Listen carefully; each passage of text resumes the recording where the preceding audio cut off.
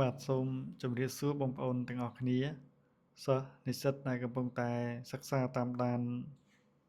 ព្យាបាលជំងឺសត្វដោយខ្លួនឯងថ្ងៃនេះខ្ញុំសូមលើកយក Chloramphenicol ដែលជាអង្គទីប៊ីយោទិកមួយក្នុងចំណោមអង្គទីប៊ីយោទិកទាំងអស់បាទ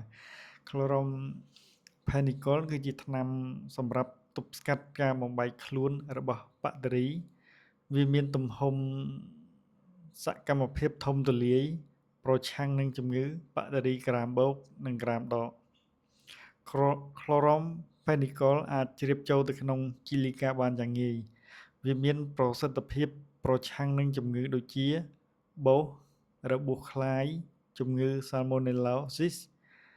ជំងឺកញ្ជ្រឹលជ្រូកហើមសួតរាគលឿងកូនជ្រូកនិងកូនគោ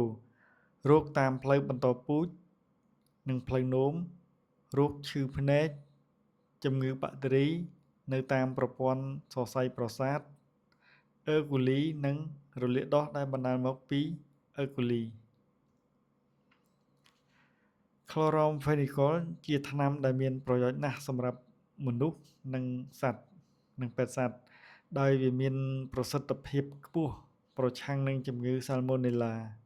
ដូច្នេះយើងមិនត្រូវប្រើថ្នាំនេះញឹកញាប់ទេនៅក្នុងប្រទេសជាច្រើន Chloramphenicol ត្រូវបានគេហាម5មិនឲ្យប្រើប្រាស់ព្យាបាលនៅលើសត្វឡើយគេធ្វើយ៉ាងនេះដើម្បីបន្ថយនៅការធន់នឹងជាតិថ្នាំរបស់បាក់តេរីនិងថ្នាំនេះបាក់តេរីអាចទៅជាធន់នឹងថ្នាំយ៉ាងឆាប់រហ័សជាពិសេសនៅពេលដែលបាក់តេរីទាំងនេះជួបជាមួយនឹងថ្នាំបរិមាណតិចតួច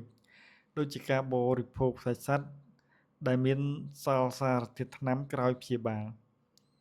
Chloramphenicol មានប្រសិទ្ធភាពពុលផងដែរទៅលើខួរឆ្អឹងនិងកូលីការបស់ឈាមសត្វឬក៏មនុស្សយើងមិនត្រូវប្រើ Chloramphenicol ញឹកញាប់ពេកទេគឺយើងគួរប្រើវានៅពេលណាដែលការប្រើអង្គទីប៊ីយោទិកដទៃទៀតត្រូវបរាជ័យ